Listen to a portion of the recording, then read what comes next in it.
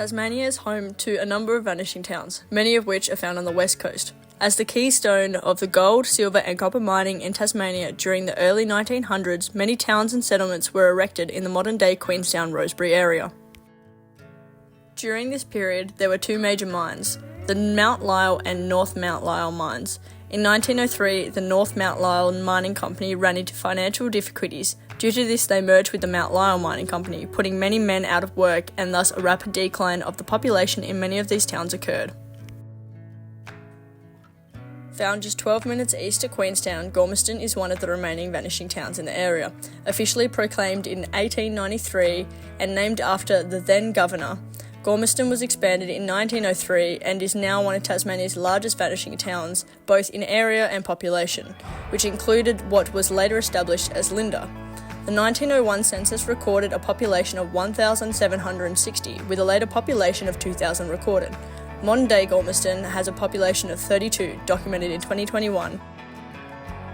Located in the boundary reserve of Gormanston, Linda was never officially proclaimed as a town, but by 1886 land parcels had been pegged in the Linda goldfields, and shortly after a group of businesses and services were established. Linda was the first station on the North Mount Lyell Company Railway, which ran to Pillinger, another of the vanishing towns. In 1903, the railway became practically redundant, and like many of the towns in the area, Linda's population declined. In 1919, 219 people voted at the Linda polling booths, and by 1932 it was described as, quote, a drab settlement now almost deserted, unquote. Today, less than 10 people live in Linda. Located now submerged inside of Lake Burberry, Crotty is 15 minutes outside of Queenstown. In March 1901, 298 Crown allotments at Crotty went on sale, although the town wasn't built atop the original survey as Mount Lyell Company objected. 74 allotments were sold at Crotty, and the town was made official in 1901. Crotty had 700 inhabitants when the town was made official, with 150 dwellings. In 1903, when the North Mount Lyell and Mount Lyell companies merged, the smelters in Crotty were closed, with no alternative employment offered, leaving many families in financial distress. The infrastructure and machinery were left to decay as the town's population declined. Between 1903 to 1907, the majority of Crotty's residents left, leaving approximately 80 residents according to the World War I enlistment figures. Only 39 remained in 1927, with the township officially being abandoned in 1928. The ruins can still be seen inside of the dam.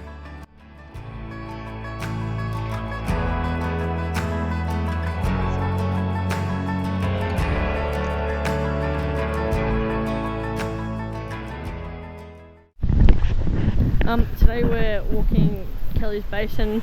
It's about 12 kilometres. It's very boggy, very muddy. At the moment we're probably like 3, maybe 3.5 kilometres in. So we've got a little bit to go, but not too much. But it's very pretty, very wild. The ferns are enormous, and I'm sure so are the leeches.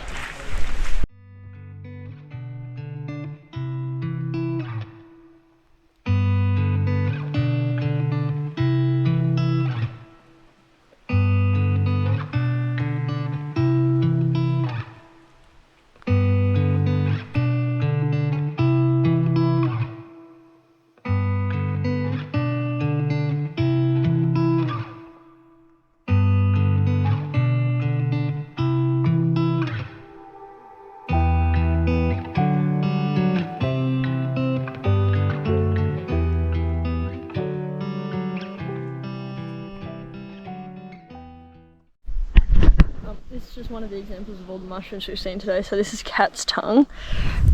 It's a type of fungus, and it's textured on the underside in particular.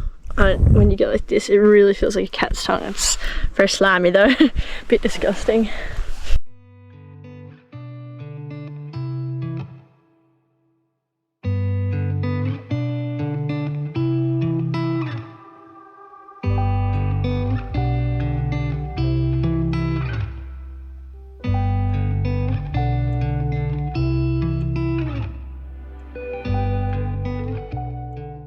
It's a little bit wonky.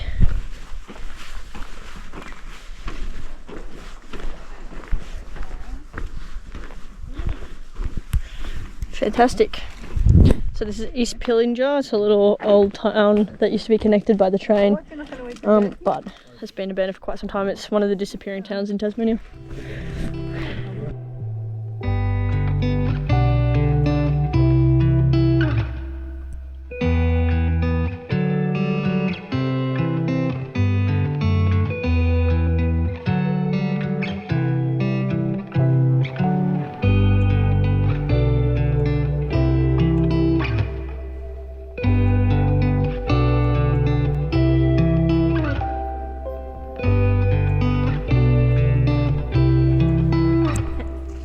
people?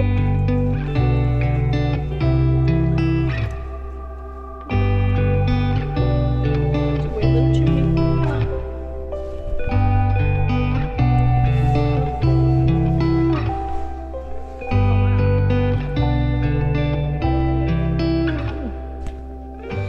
It's bits and bobs.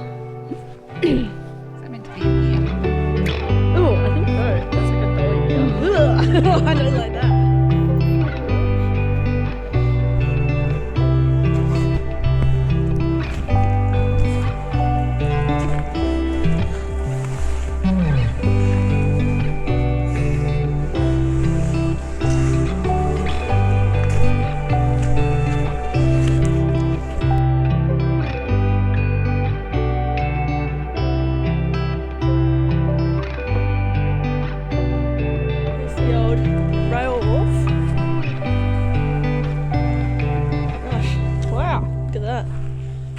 Tracks.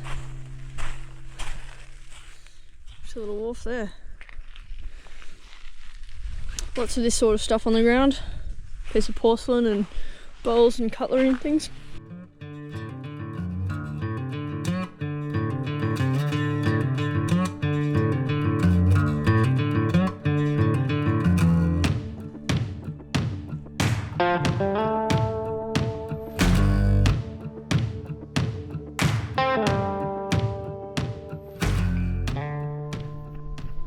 So back out that way in the harbour, that's actually Macquarie Habour in there. It opens up and straight across the bay is like the opening near Strawn, I think, maybe. But this was the train.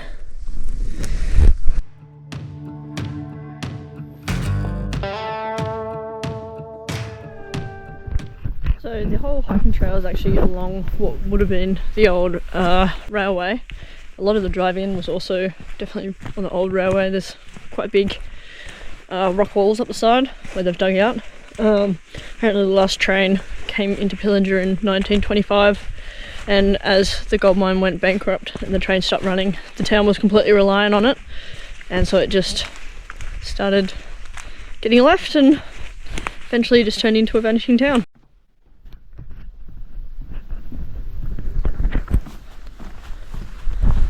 Quite a good trail, but it is really slippery. The boardwalk in a lot of places doesn't have any chicken wire left on it, and we have had a slip in a couple of trips, but it's not been too bad so far. Some of it's boardwalked.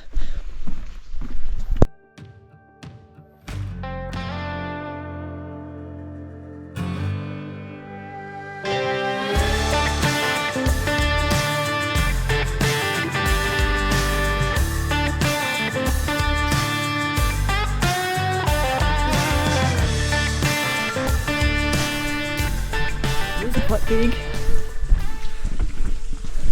These are the brick kilns. 348,000 bricks between two of them. I'm not really sure what the time frame was.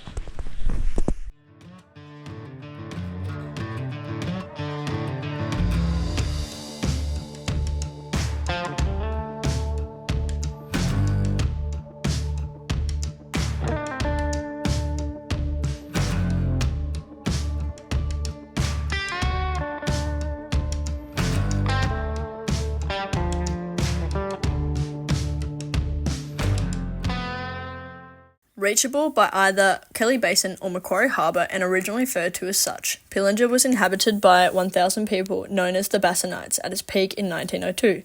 Pillinger was settled after the establishment of the Linda to Kelly Basin Railway, with surveying commencing in 1897. During 1898, clearing of the railway was being commenced, with rumours surrounding negotiations between the two mining companies, implying the rail would be left incomplete, but the construction persisted and wharves were finished at the end of 1898. While the town was growing, trouble stirred, with residents being informed they were required to supply applications to the Commissioner of Mines to legally obtain land. 122 Crown allotments were sold in 98, and by September several streets were being created. Pillinger expanded from the western shore to the eastern shore and the west of the existing town, with an additional 26 allotments being sold. The east to west shores were linked by regular ferries.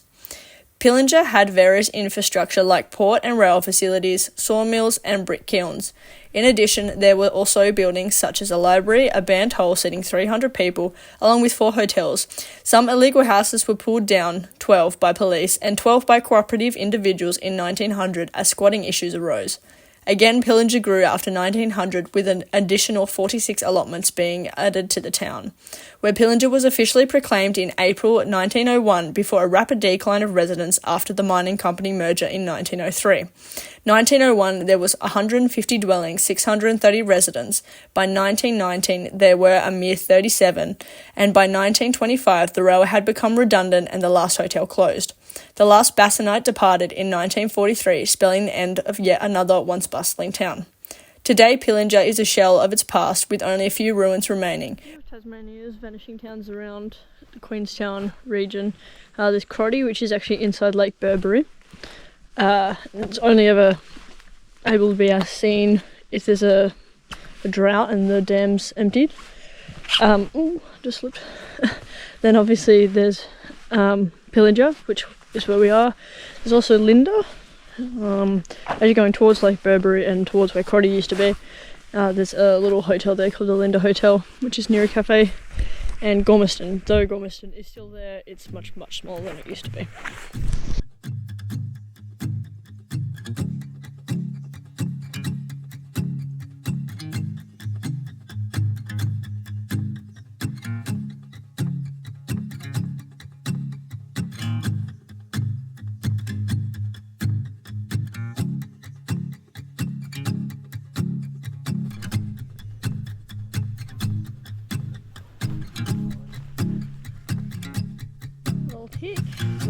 Disgusting.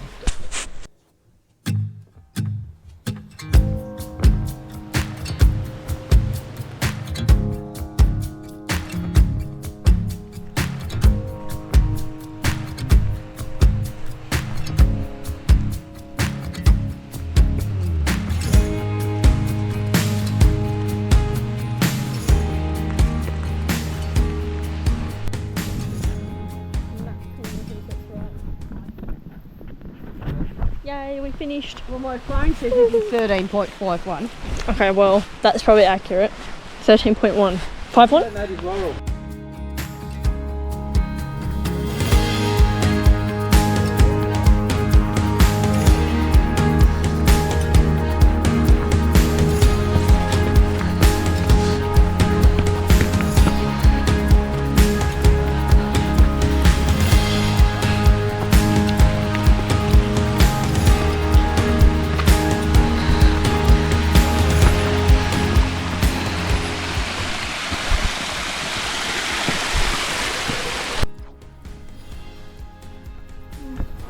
Tunnel through there. It is unfortunately locked, which is really sad. But old little rail. Find it? It's got a gate on it. It's been locked. That's a bit unhelpful.